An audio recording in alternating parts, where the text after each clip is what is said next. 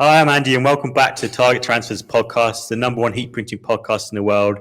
And today we'll be delighted to be joined by Adam and Adam from Printing on Sea, Great Holland in Essex's number one heat printers.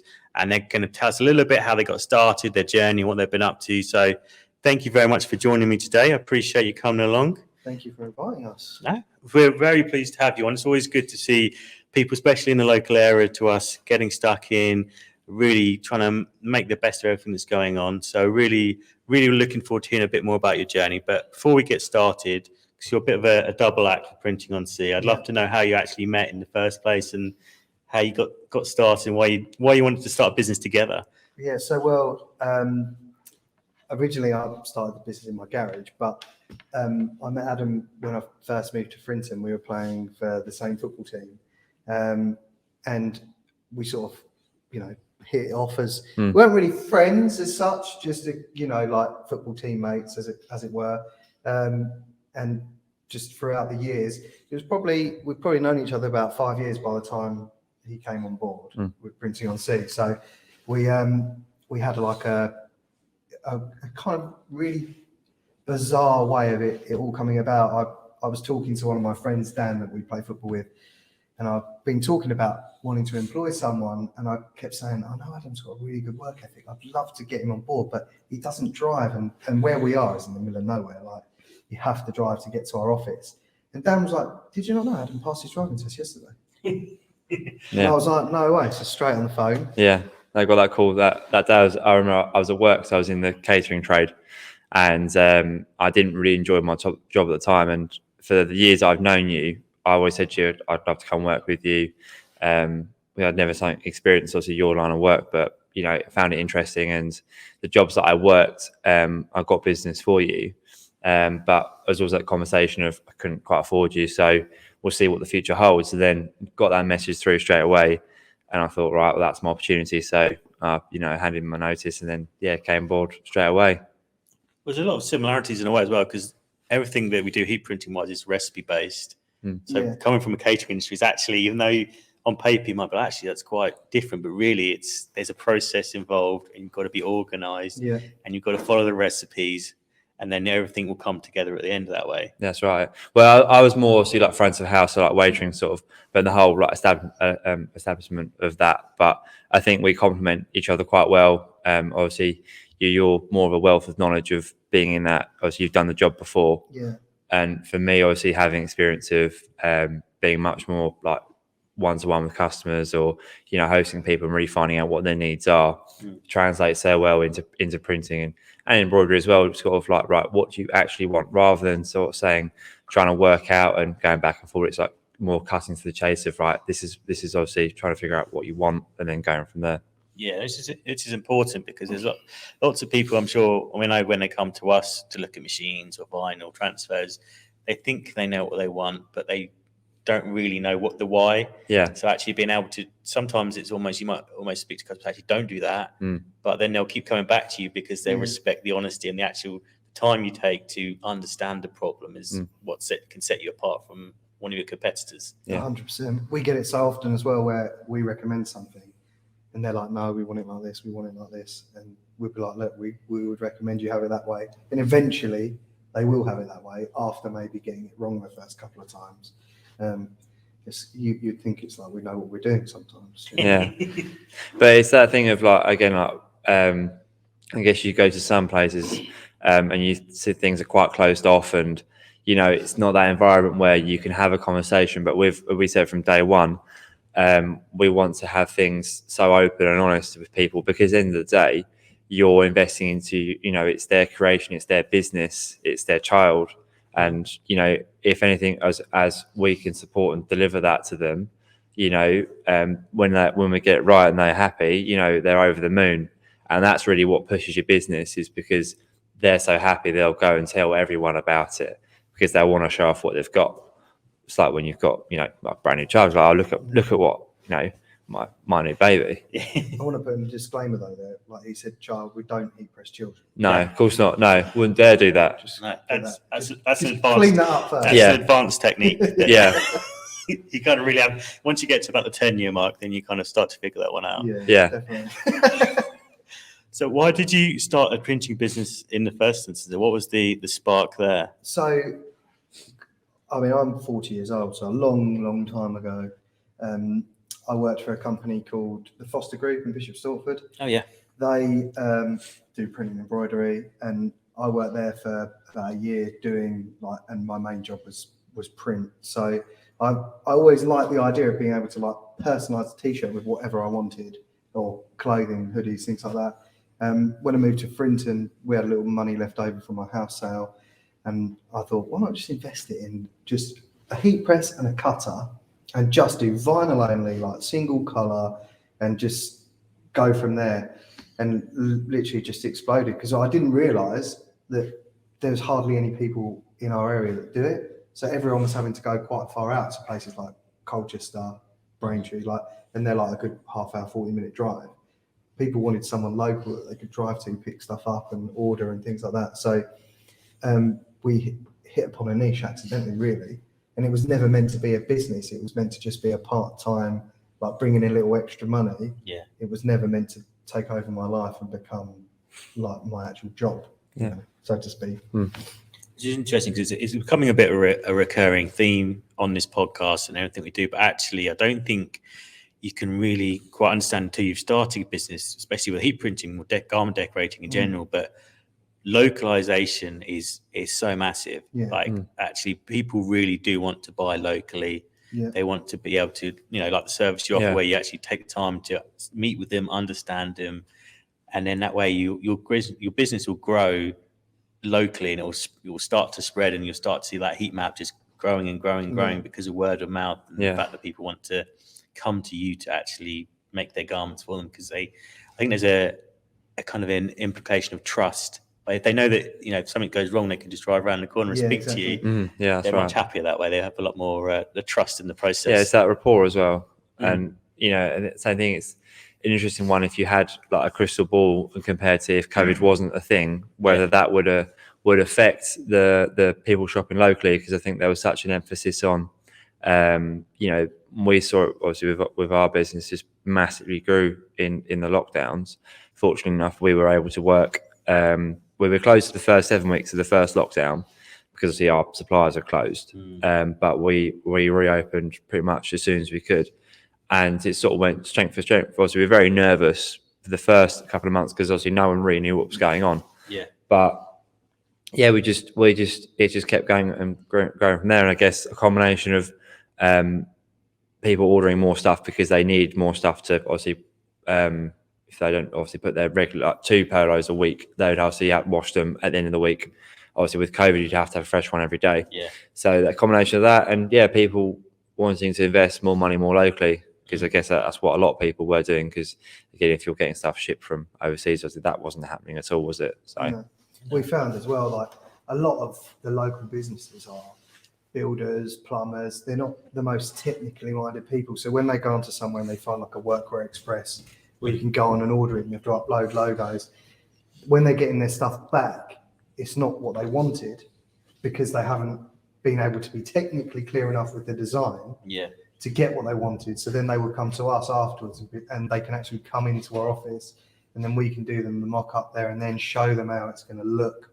And that makes a huge difference. I think that's why the local market, you can never overestimate or underestimate how many, there's so many sole traders and they all want uniforms. They all want to promote their business. So it's been a growth market that as soon as we moved into the slightly bigger unit next door, we put a reception in purely for that purpose, so people can actually come in, because before they were coming straight into our workshop. And so you've got embroidery machines going and people working, boxes everywhere. It wasn't necessarily a professional environment. So we created a space with a changing room as well, so people can try stuff on. That's a good idea. Yeah, it's because we do school uniform as well. So parents bring their kids in to try bits and pieces on. But we just designed it around the fact that we wanted our customers to be able to feel like they're getting full autonomy over everything, all parts of their uniform. So. A bit like your showroom, like you lay everything out as simply as you can, and effectively, like not to overwhelm people, but it's a bit like a kid in a sweet shop. Like, this is everything we do. Now, your ideas are this is what we do, let's execute it together, Yeah. that sort of thing. But yeah, as you said, the reception is always was a great bit, because again, having customers in your production room as well, although that a lot of them are friends and we're very friendly with customers, it's not like it wasn't the best. Well, as you know from your background at front of house, every detail with that customer interaction can have like, even if it's just like 1% difference, but you make 10 of those in everything you do. Yeah. It really just makes your company perception of your company seem so much bigger and so much more important. Yeah. Like I say, you want to give them that experience, because they'll go away and they'll be happy, and you probably see them walking down the high street and be like, yeah, I printed on that, and they might give you away because they're still wearing that garment you've done. That's right, yeah. Taking the time to make what they really wanted on it. It's really important that way. And it's worked massively well in our favour, because obviously being able to meet like 99% of our customers, then we're both very friendly. We like to think anyway. Well, you are more so. Yeah. It means that they're more willing to then refer us to other people. And also when they come in, we've got like a little display wall that's got like a Leavers hoodie on it, a football kit, just a few little bits.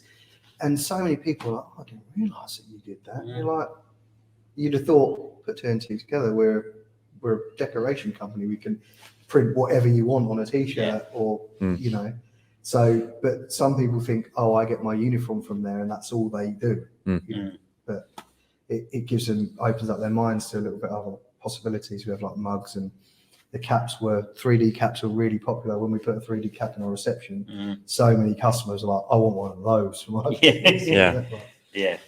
No, we find the same, is that anything you can do to create a serving suggestion for your customer, even if they were like, that is horrible, it's ghastly, but they'll be like, it will make them understand, okay, now it's something I don't like, now I know what I definitely do want. And That's they can right, be yeah. like, yeah, actually I want that, but in this color, on that top, this design. And you're like, okay, perfect, I can make that work for you. And that's the best thing about when customers say, I'm really sorry for being so picky. It's like, no, you're doing the perfect thing. Like, saving me having to pry out of you, knowing what you want. If anything, we celebrate that, and it just makes our lives so much easier.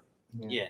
Plus it means that they care about the product they're getting you to make, which I think is, it's part of the, if you've chosen to be heat printers and embroiderers, so, you might as well take pride in what you do and enjoy it.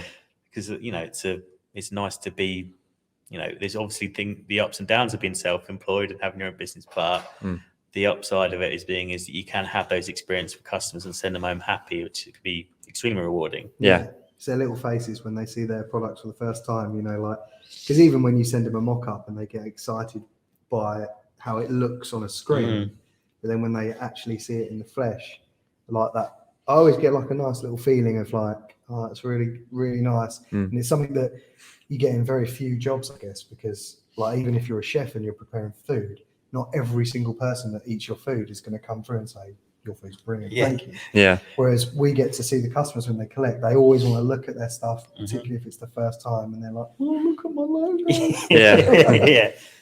Well, especially as well, like you mentioned workwears, but every sort of niche and of garment decorating type is, everyone's taking much more care about how they want their garments to look. It's not just a case of slapping a logo on a high vis anymore.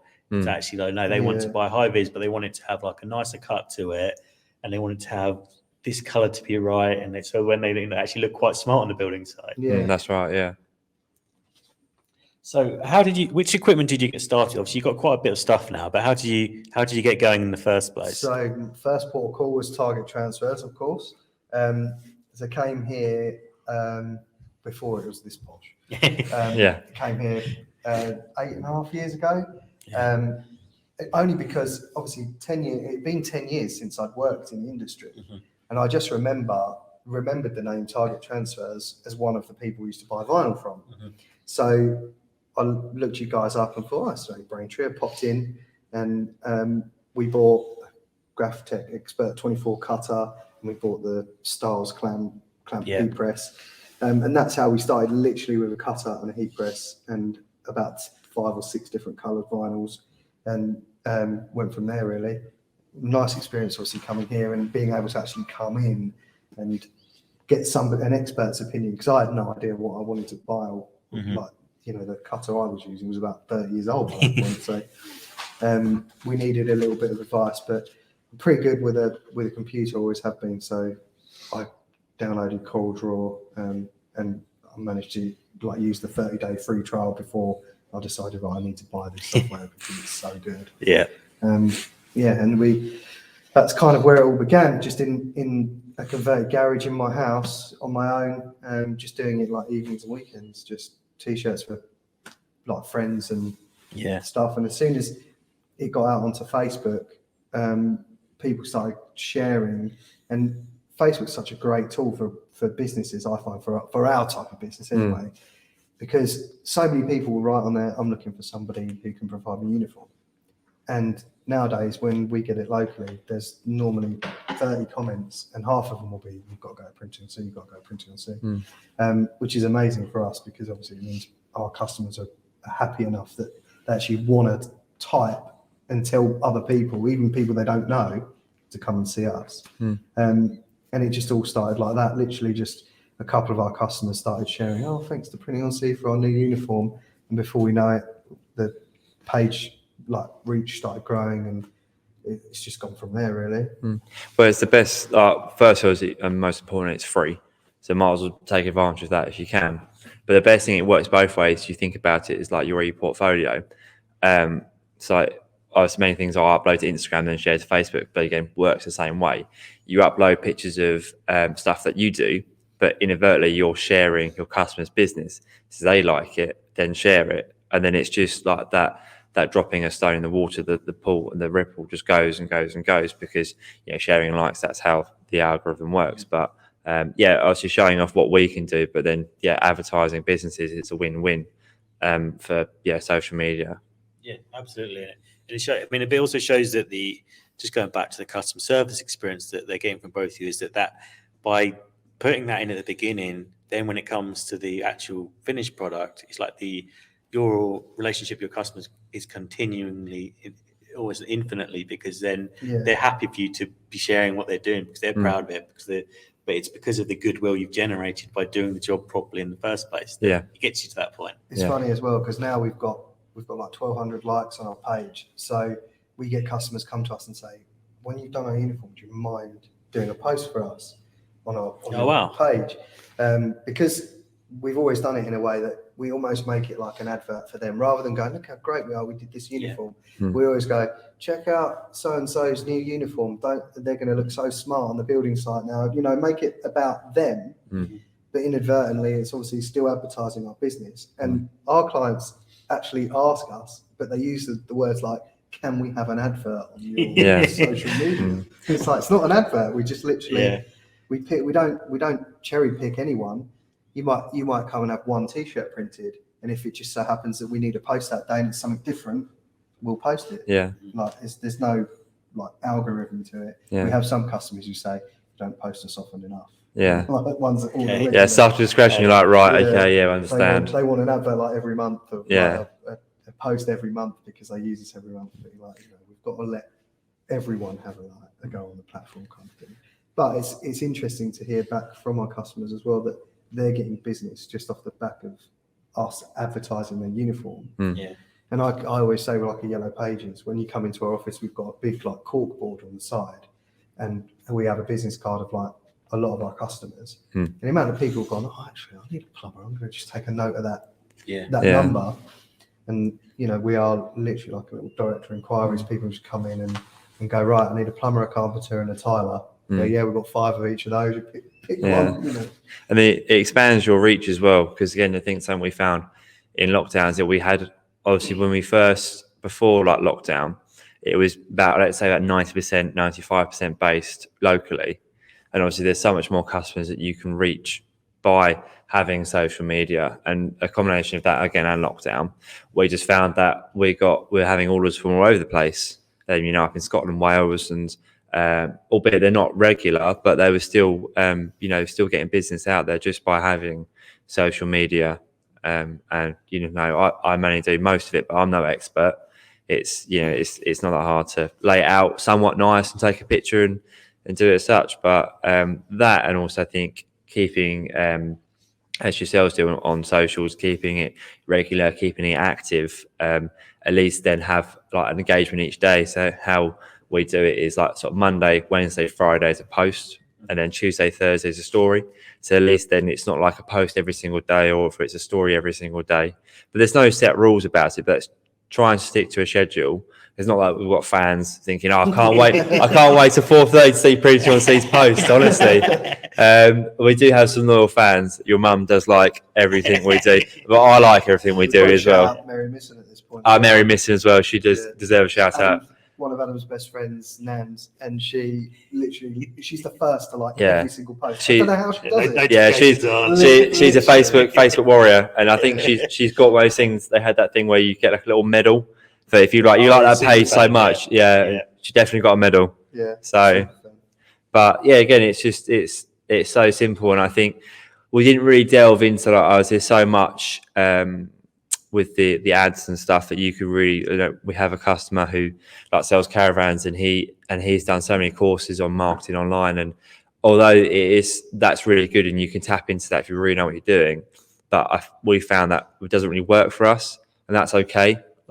Because again, it's obviously you're still investing. Obviously, you can invest as much or little as you want, but if it's not working, then that's absolutely all right. Yeah, and then I think the main thing that jumped out to me is probably that a lot of the reason you're probably having success is because it's authentic.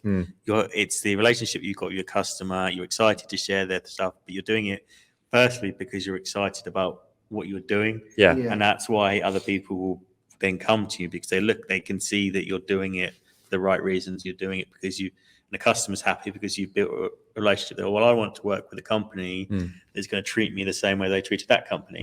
Yeah. And then that in combination with like, okay, I'm going to make sure I'm consistent and scheduled about it, which is like the next level up. Really, before we even get to paid, it's like if you can't consistently do it authentically and organically, then it's there's no point wasting money on paid because anyone can spend money on, especially on ads. That's right. We'll just tear through that money. So you've got to get your basics right first before even thinking about going to that. But it's like you say, if it won't work for everyone, but if you're authentically growing organically, everyone, the best case scenario is that you don't have to pay for ads. Yeah, that's right. Yeah. So when you first got started, what was sort of some of the biggest lessons that you learned, some of the biggest mistakes that you that was perhaps a defining moment for you? You're like, I've really learned something today. Firstly, it's okay to cry. Yeah, I had a few tears. Been a lot of tears. Yeah. Obviously, won't swear on the podcast, but a lot of swearing involved in starting. It's really, I think, I spent so much of wasted so much money on cheap products to try and get myself a different variety of things. So like cheaper vinyls that I might have found on eBay, and I thought, do you know what? I'm going to give that a go. And they don't work as well. Obviously, like I know we're on your podcast, and I will shout you out, but we use all of our vinyl comes from you guys, and the Sports Film Extra range is amazing, so durable. And the thing that we found as well is that a lot of our customers still got that age-old I don't want vinyl, I want embroidery because vinyl doesn't last. But one of the guys I did, one of my first customers from 8 years ago still has his soft shell jacket with the printing on the back.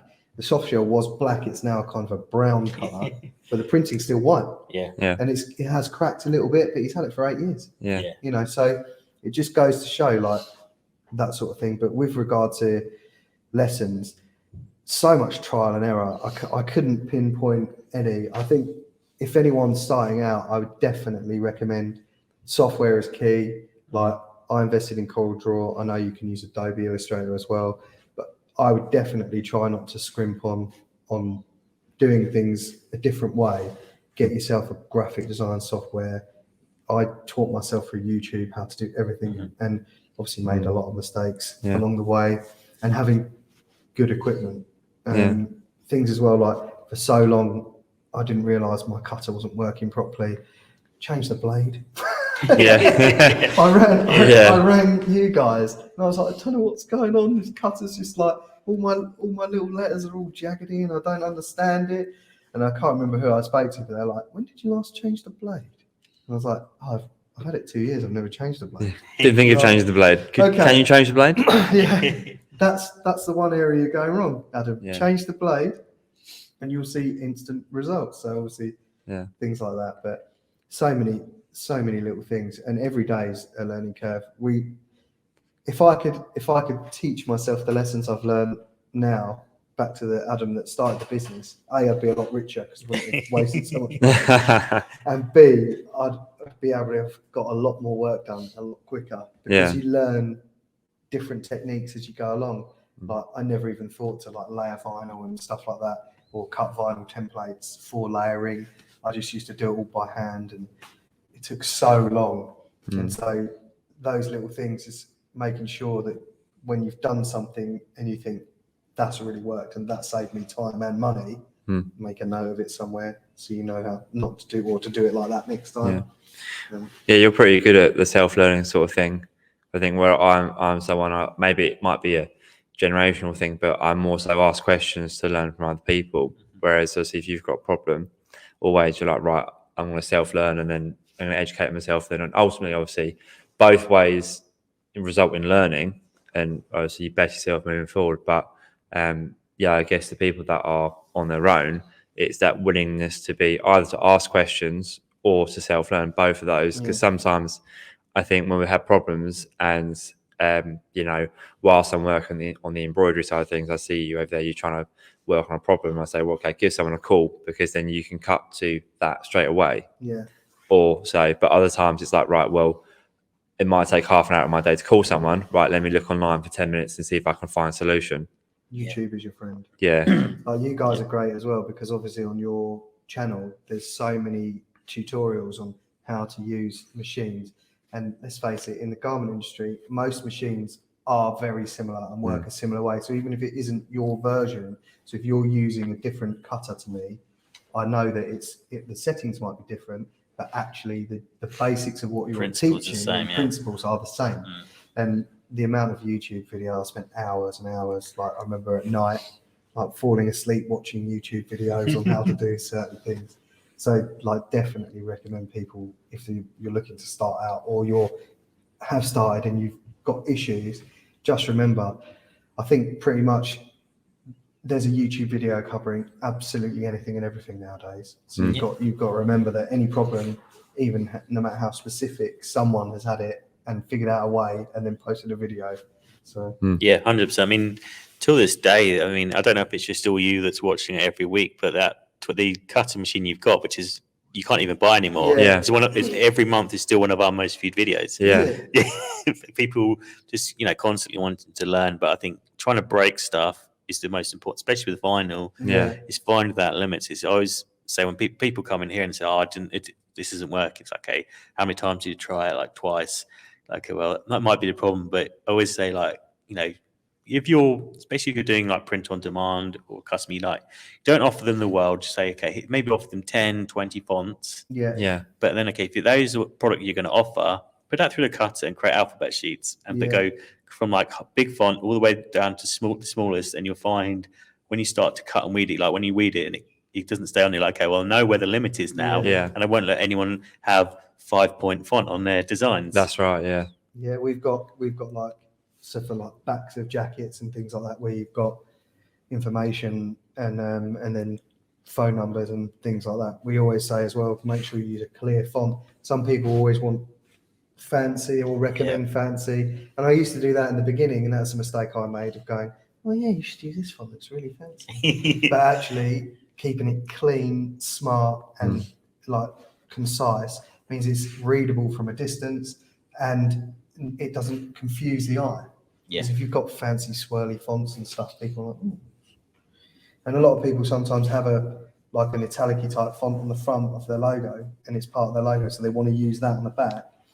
But we always just say, like, keep it clean. Yeah. Because nobody wants to stand there for 5 minutes trying to read someone's t-shirt. Yeah. If you want to know that guy's a carpenter and I need his phone number, you want to be able to read the name and see the number. Yeah, or at least see enough that if you're driving past, you're like, I can Google that when I get back and know exactly what it was. That's right. Yeah. Because like you say, so people using you like Yellow Pages, you're helping them do it, because especially sort of tradesman, you really want to use someone that's local because one, you know that they can get there early in the day, but also they can come back frequently if you have other stuff you want them to do. It's Exactly, yeah. everything's easier.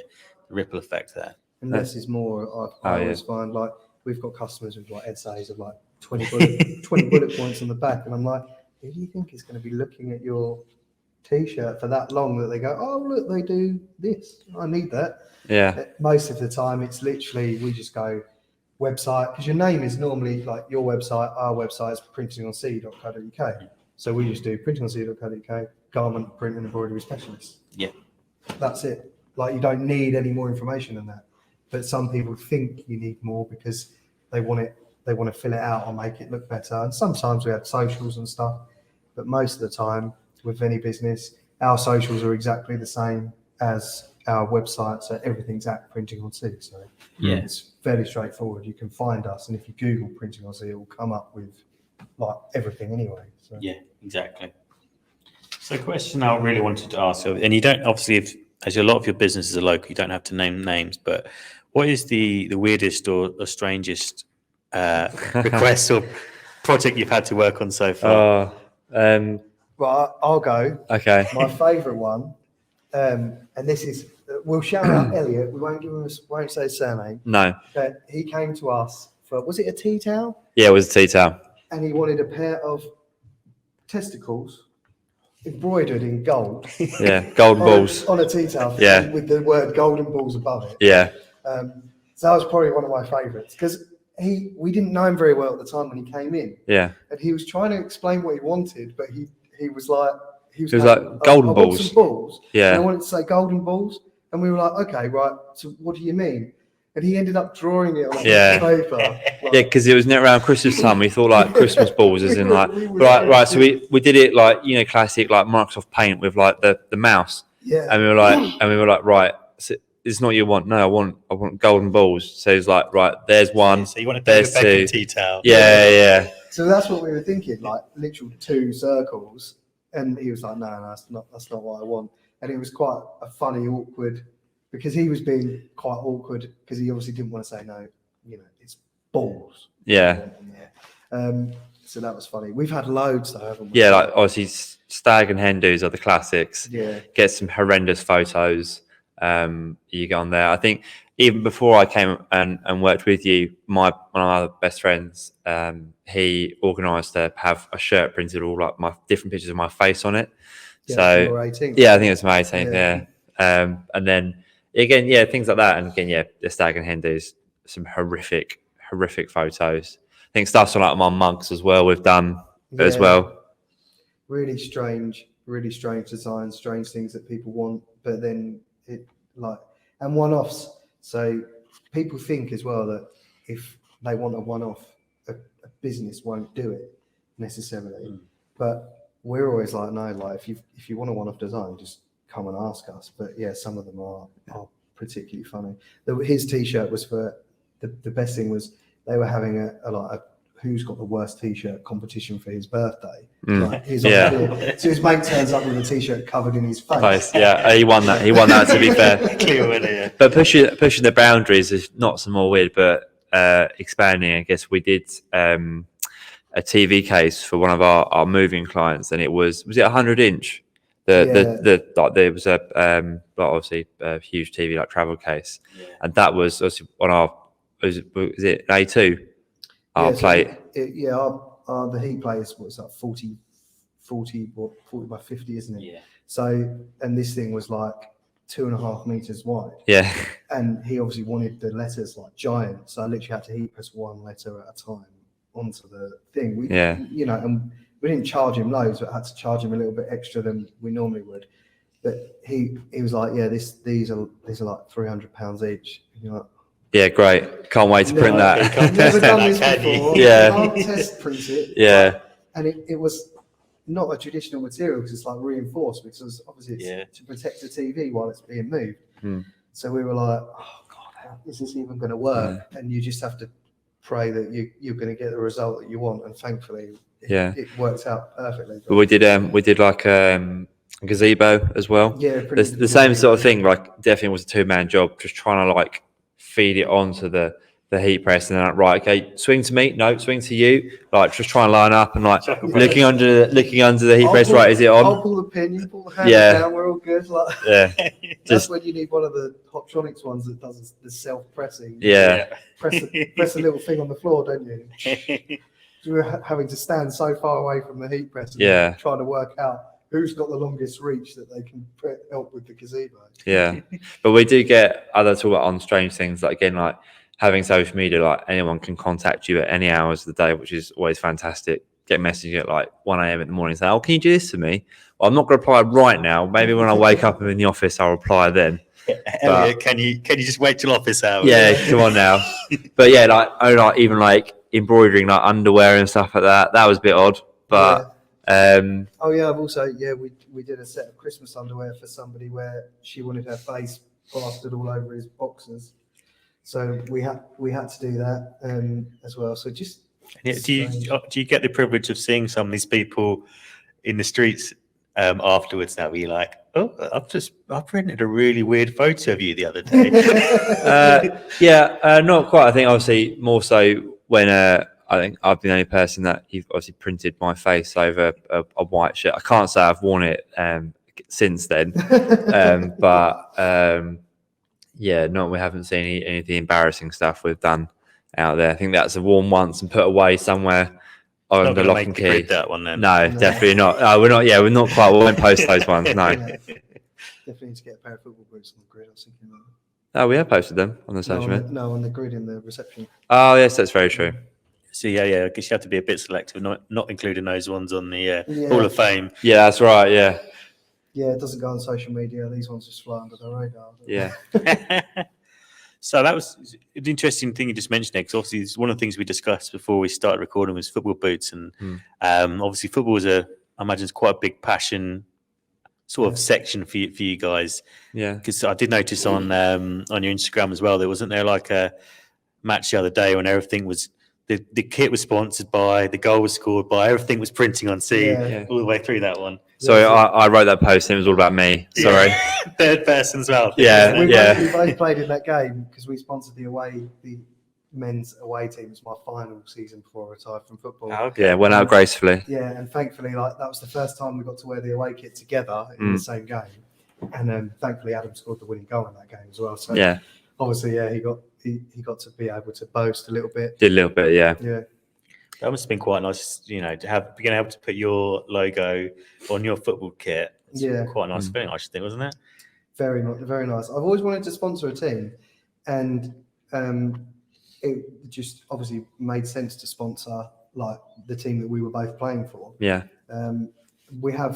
We get so many requests to do sponsorships and stuff, but it costs a lot of money. And even though we're a supplier, it still costs us a lot of money. The only thing we save on is if we're printing it ourselves. Obviously, there's no cost to us to print it. Or there is a cost to the business, but no cost to us other than our time. that's right.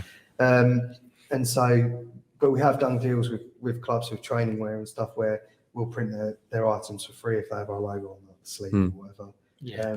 But yeah, football, touchy subject after the weekend, but Adam's an Arsenal fan. I'm a Spurs fan. yeah.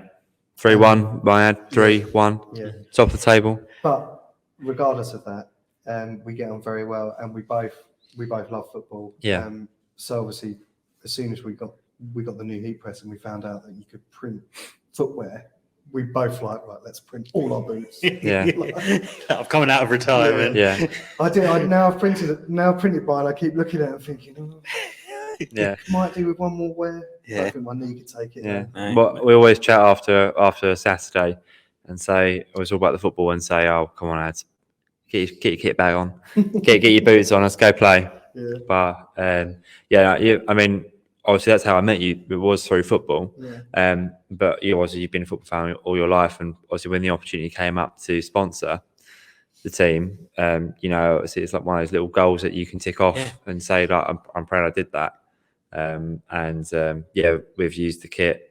It's an away kit, so you don't use it all that often. But we used it a couple of weekends ago. I think we won in it. So It's a pretty lucky kit so far. yeah, so far.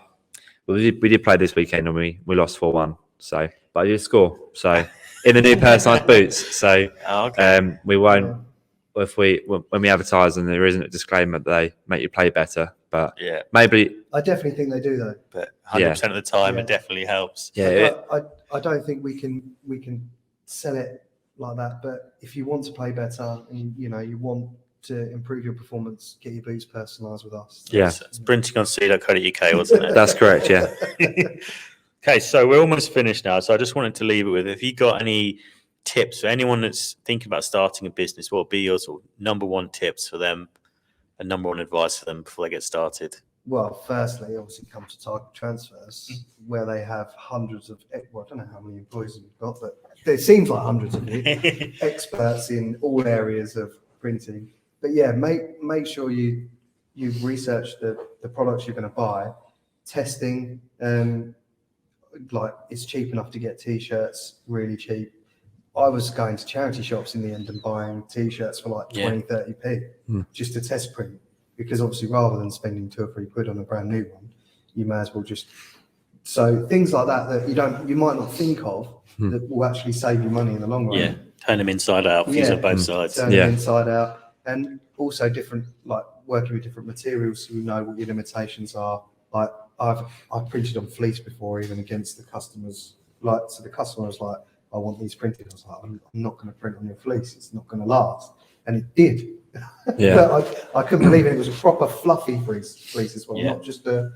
But yeah, with regard to tips, just don't be afraid to ask questions. And also, like I've always been happy to help other people. The amount of businesses that have come to me or come to us and ask questions. We had one a little while ago from Wales who contacted us and said, I've seen on your social media that you've done this. I've been interested to do that myself. Like, could you give me any tips? And we obviously just tell them that this is where we got it from. This is what the product is. Feel free to use it, because I knew they're in Wales and not in competition with us. Yeah. And I don't really mind sharing advice, but generally, like YouTube has probably been my biggest thing that I've used in general. I've learned, I reckon I'd gone from being a complete amateur at using a graphic design software to being probably an intermediate user just through teaching myself on watching YouTube videos. So that sort of thing definitely helps. And getting a good support network for your business, like having friends that will share your posts and share your ideas all the time, because it can be frustrating when you're working really hard and you're putting out content and it's not getting the engagement. So don't be afraid to just ask people that could you just share that for me? It'd be really helpful to my business. Joining Facebook groups, local groups as well. We've done quite a few of them. So you can post in the group about your own business, etc. It's just getting awareness out there for when you start your business, and don't overreach. I did that in the beginning, like took too much on too quickly, thinking I could handle it, and then having the disappointment of having to let customers down. Always make sure it's within your capabilities, or find someone that can do it, that you can outsource it to, like you guys with the transfers. We've done that loads of times. Yeah. Bought transfers from you because we couldn't produce it in-house. So that sort of thing, really.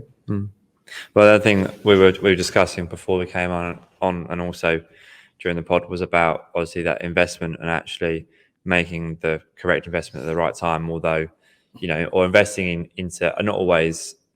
It's not always like obviously you spend the most money, you get the best product, but invest in premium things because they will last. And we've unfortunately learned that lesson in some things that we've invested in, and it's all a learning curve. But I guess it's the same thing as you can do all your research and stuff like that, but looking at other people's advice and speaking to like-minded people and making the correct investment at the right time that's the most important thing, really. Excellent. Well, thank you both very much for coming on. I really appreciate you sharing your journey with us. If anyone would like to get in touch with them, if you'd like some work done, especially if you're local or not even, printingonc.co.uk. Is it Printing on Sea for Instagram as well? That's right. Yeah. Printing on Sea. So do go and give them a follow, get in touch with them. I've seen some of their work and it's all top drawer. And obviously, as I mentioned, they're using the best equipment, the best materials anyway, so you can't go wrong with them. And as they've discussed, they do take extra time and attention to get that work done for you. So it's a really bespoke service that you can definitely benefit from. Thank you very much for listening or watching today. So don't forget to get those notifications on, subscribe on YouTube or follow on Spotify and Apple. And we'll be back next week with another podcast.